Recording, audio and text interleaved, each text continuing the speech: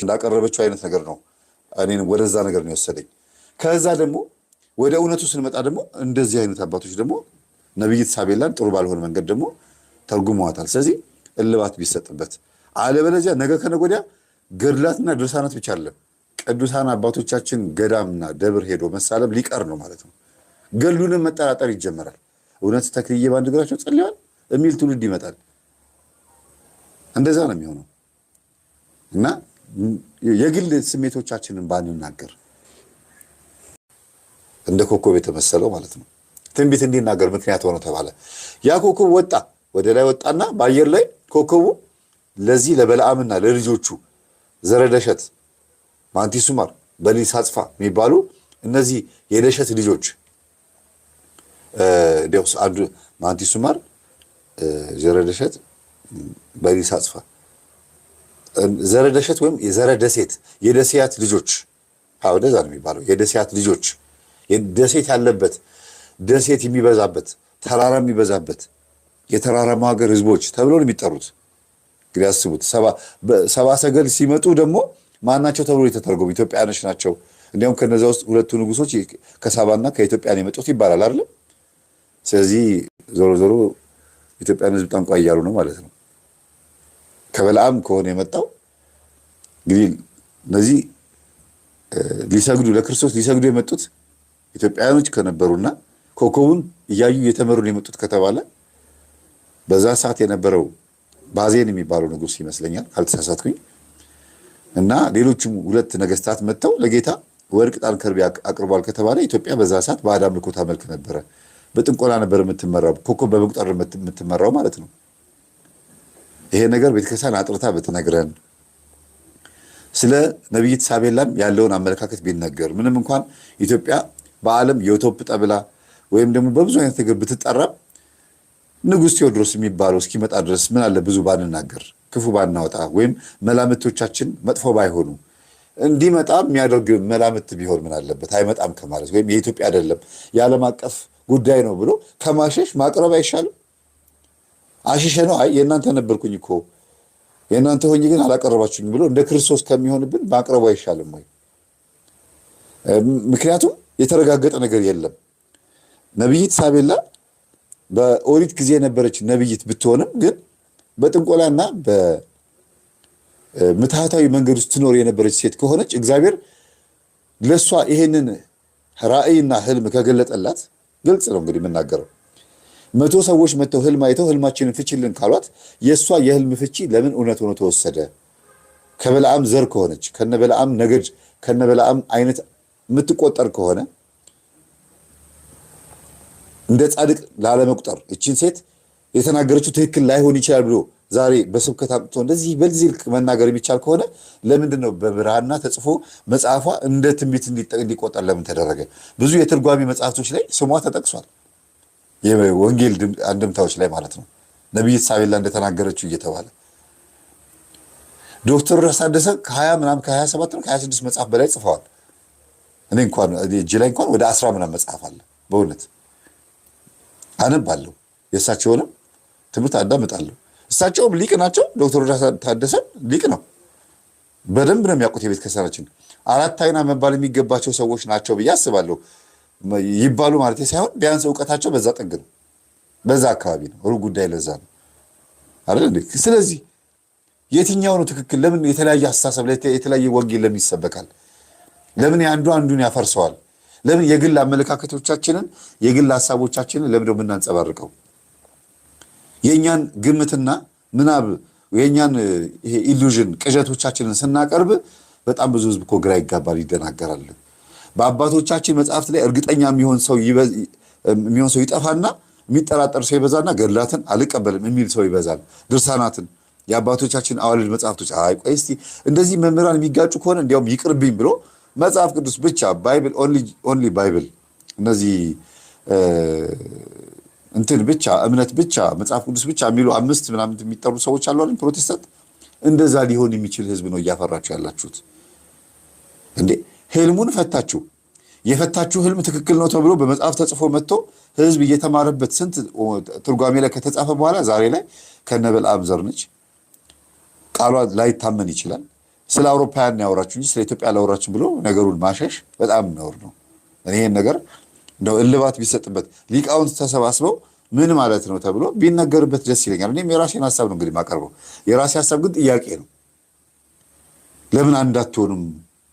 በትምህርቶቻችሁ የማንን መጽሐፍ ገዝተን ትክክል ነው ብለን እናስተምር። የእናንተ መጽሐፍ እንግዲህ ዶክተር ሮዳስ ታደሰ ሁልጊዜ ሲያስተምሩ ላይቫቸውን አይታችሁ ከሆነ እኔ እንግዲህ እንደ ተመራማሪ አቀርባለሁ፣ ሂንት ነው የምሰጣችሁ። እናንተ አንብቡት፣ መርምሩበት፣ ድረሱበት ነው የሚሉት አይደለ? እሳቸው ተመራምሮ የደረሱበት ነብይት ሳቤላ የምትባል ሴት ያቀረበችው መጽሐፍ ላይ ቴዎድሮስ የሚባል አባታችን አባ ሲኖዳ የማቴዎስ ወንጌል ምዕራፍ 24 ትርጓሜ ላይ እነዚህ መጽሐፍቶች ላይ ቴዎድሮስ ማን ነው የሚለው ትምህርት ላይ አቅርቤያለሁ። የዛሬ 6 ዓመት አይደለ? የዛሬ 6 ዓመት ቴዎድሮስ ማን ነው ብዬ የ1 ሰዓት ከ18 ደቂቃ ይሁን የ40 ምናምን ደቂቃ ይሁን ብቻ አቅርቤያለሁ። ቪዲዮን አቅርቤያለሁ፣ ታስታውሳላችሁ። ስለዚህ እባካችሁን እንግዲህ እዛ መጽሐፍት ላይ የአባቶቻችን ትርጓሜ መጽሐፍቶች ላይ የተጻፈው በሙሉ ከማፈራረስና ገላትን ከመንቀፍ ቁጭ ብላችሁ መርምሩትና ከዛ በኋላ ለኛ እውነቱን ግለጡልን። ይሄን ተቀበሉ፣ ይሄን አትቀበሉ፣ እንደዚህ የሚል የሊቃውንት ጉባኤ ሊኖር ይገባል። ይሄ ጥያቄ ተነስቶ ነበር በዚህ ጊዜ ላይ መምህር ገሌ አባ ገሌ የሆኑ መናፍቃን አንስተው ነበረ። መልሱ ይሄ ነው የሚል አስረግጦ የሚናገር የሊቃውንት ጉባኤ የለም እስካሁን። ሁሉም ዝም ብሎ በራሱ ማዕበል ውስጥ ነው የሚናውዘውና መምህራችን የተናገሩት ንግግር ውስጥ ቀር ያለኝን ነገር ነው የተናገርኩት። ነብይት ሳቤላ እንደ ጠንቋይ የምትታይ ከሆነ እንደ አጋንንት ተጎታች ወይም ደግሞ በአጠቃላይ የሟርተኛ ሴት ተደጋ የምትታይ ከሆነና ከነበለዓም ነገድ ሆና የምትታይ ከሆነ እግዚአብሔር እንግዲህ ለሁሉም ሰው ጥበብን ይገልጻል። አዎ ይገልጻል። ለሁሉም ሰው ትንቢትን ይገልጻል። አዎ ይገልጻል። ግን ልጆቼ ናቸው ብሎ ነው ለነ ነብይ ሳቤላና ለነ በለዓም ትንቢታትን የገለጸው አይደለም። እውነት ታዲያስ ነብይ ሳቤላ የተናገረችው ንግግር በብራና ተጽፎ ለምን ተቀመጠ? ድንገት ከሆነ በአሕዛብ ላይም አድሮ እግዚአብሔር ትንቢታትን የሚናገር ከሆነ ናቡከደነጾር እንደ አንድ ምሳሌ የሚጠቀስ ከሆነ በዘመናችንም ያሉት ነቢያት ወይም ደግሞ ትንቢትን የሚናገሩ እንዲህ ይሆናል እያሉ የሚናገሩ አባቶች የሉም? ትንቢት የሚናገሩ ታውቋቸዋላችሁ አይደል? ስለዚህ እነሱም ትክክል ነው ማለት ነው የሚናገሩት። እናንተ ነቢያትን ማለት በአሕዛብ አስተሳሰብ ያላቸው በአዳም ልኮ የሚያመልኩ አጋንንት የሚጎትቱ የሚባሉ ሰዎች ላይ አድሮ እግዚአብሔር ትንቢታትን ይናገራል ብላችሁ የምታምኑ ከሆነ ለምን እነዚህን አባቶች ትነቅፋላችሁ ታዲያ? ዛሬ ያሉትን ትንቢት የሚናገሩትን የሆነ ነገር ሲናገሩ ምናምን ትላላችሁ። ስለዚህ አንድ እንሁን። እንዲህ ይሆናል ብሎ ሲናገሩ የሚሆነው መጠበቅ ይሻላል አንዳንዴ። ካልሆነ ነብዩ ሙሴ እንደተናገረው አንድ ሰው ከእናንተ መካከል ነብይ ነኝ ብሎ ይሆናል ብሎ የተናገረው ካልሆነ እሱ በእግዚአብሔር ቃል ላይ ያላገጠ ነውና ወጥቶ በድንጋይ ይወገር ይላል። በአሁኑ ሰዓት ድንጋይ የተባለው እንግዲህ በቲክቶክ ደህና አድርጎ ኮሜንት መጻፍ ነው አይደል? ከድንጋይ የባሰ መፈንከቻ ማለት ነው። ውሸታም ተብሎ ይነገራል። ብለህ ነበር? አዎ ውሸታም። እንዲህ ይሆናል ብለህ ነበር? አዎ ውሸታም። ሲሆን ማየትና መናገር ይሻላል። በናቡከደነጾር ላይ ወደ አሳማነት የተቀየረ ናቡከደነጾር ከአሳማነት ተመልሶ ሰው ሆኖ ትንቢትን መናገር ከቻለ እንዴ ሌሎችም እሳቸው የጠቀሷቸው ነቢያቶች ወይም ደግሞ ተአማኝነት የላቸውም ተብሎ የሚታሰቡት እነ በለዓም በሙሉ የተናገሩት ትንቢት ከተፈጸመ ሰብአ ሰገልም ጭምር ማለት ነው እንደዚህ ኮከብ ይወጣል ብለው ሲከተሉ ኮከቡ የሚመጣበት ቦታ ላይ አድረው መጥተው ጌታን ካገኙት አስቡት። አባይ ጠንቋይ የሚባል በለዓም የሚባል በተናገረው ቃል መሰረት ኮከቡን ሲከተሉ ቆይተው ጌታ የተወለደበት ድረስ ያ ኮከብ መጥቶ ካመለከታቸው እና የጥበበኞች ያው መቼም ጥበበኞች ነው የሚባሉት ቃላቷን ዞር ሲያደርጓት ሰብአ ሰገል ምንድን ናቸው? ጥበበኞች ይባላሉ አይደል? ኮከብ ቆጣሪ የሚለውን ቃል ላለመጥቀስ ጥበበኞች ይሏቸዋል። በኮከብ ተመርተው ይባላል ቃሉ ራሱ ሲሻሻል። ኮከቡ በእርግጥ ያው ልክ ነው። አሁን ግን ለምን ጠንቋይ ይባላሉ ነው የኛ አባባል። እግዚአብሔር ያመለከተው እንዳይረግም በለዓምን ንስሐ ለማስገባትስ ቢሆን በለዓም ከዛ በኋላ ንስሐ ገብቶስ ቢሆን ለምን የአባይ ጠንቋይ ወይም የሟርተኛ ልጆች ተብለው ሰብአ ሰገል ይጠራሉ?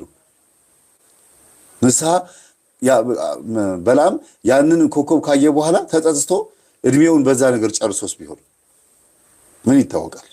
ስለዚህ ዛሬም ያሉትን ነብይንን ብሎ የሚያስቡትን ሰዎች ልንቀበል ነው ማለት ነው። እንደዛ ከሆነ ነብይት ሳቤላ ተናግራለችና ትክክል ነው ተብሎ ከተደመደመና መጽሐፍ ላይ ከተጻፈ ቴዎድሮስ የሚባል ንጉስ መጥቶ እውነት ኢትዮጵያ ላይ ነግሶ የግብፅ ጳጳስና ኢትዮጵያዊ ቴዎድሮስ በሮም በነ ሊዮን ላይ በሮም ካቶሊክ ላይ እፍረትን የሚያከናንብና በዓለም ላይ ኦርቶዶክስ እና ካቶሊክ ብቻ ቀርተው እምነት ሁለቱም የሚነጻጸሩበት ፉክክር ነው የሚታየው። በጣም የሚገርም እኮ ነው። ባይዘው ቴዎድሮስ ማን የሚለው ትምህርቴን አዳምጡ። የሚገርም ትምህርት ነው እዛ ውስጥ ያለው። እንዴት ኢየሱስ ክርስቶስ ራሱን በእርግብ በበግ እየገለጠ እንዴት እውነትን እንደሚገልጥ ካቶሊክ እንዴት እንደምታፍር ነው የሚያሳየው። ይህንን አምነን የተቀበልነው አባቶቻችን ገድል ላይ ስለተጻፈ ነው አይደል እንዴ? ተጽፏል ብዙ አባቶቻችን ገድል ላይ ይሄ የኢትዮጵያ ታሪክ አይደለም እየተባለ ነው። እና እኔ እንጃ ይሄንን ሐሳብ እንደ ጥያቄ ነው የማቀርበው፣ ግን ሊቃውንት ተሰባስባችሁ መልስ ብትሰጡበት ደስ ይለኛል። ዶክተር መስከረም ለቺሳም የተናገረች የራሱ ሐሳብ አለ።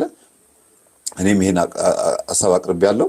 እኚህም አባት ዶክተር ሮዳስ ታደሰም ሁሉም ግን አንድ አድርጎ የሊቃውንት ጉባኤ መልስ ቢሰጥበት ደስ ይለናል ብዬ አስባለሁ። ህዝቡን ባይደናገር፣ ግራ ባይጋባ። በዚህ በትንሽ ነገር አይደለም ግራ የሚጋባው፣ በዚህ በትንሽ ነገር ግን አዋልድ መጽሐፍቶችን መናቅ ይጀምራል። የተጻፉትን አቡነ ሲኖዳ መጽሐፍ ላይ ለምሳሌ ገድላቸው ላይ ይናገራል አይደል እንዴ? ትርጓሜ መጽሐፍቶች ላይም ይሄም አለ እንዴ? ድርሳነ ኡራኤል ላይም አለ ስለ ቴዎድሮስ። ገድለ ፊቅጦር ላይ አለ ስለ ቴዎድሮስ በደንብ ነው የሚናገር።